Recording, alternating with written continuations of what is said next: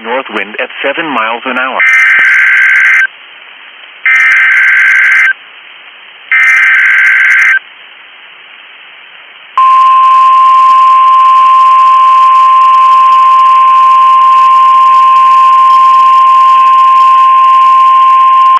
This is a test of the Maryland Emergency Alert System.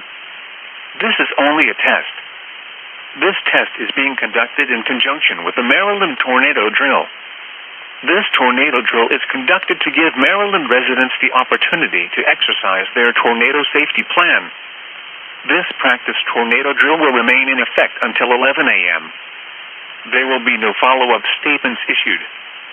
Those in Maryland should exercise their severe weather safety plans now.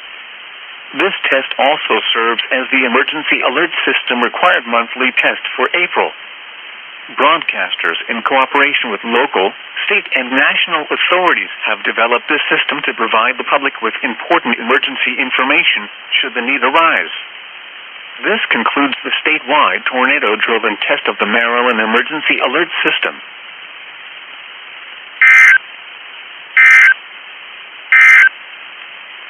The 9 a.m. observations.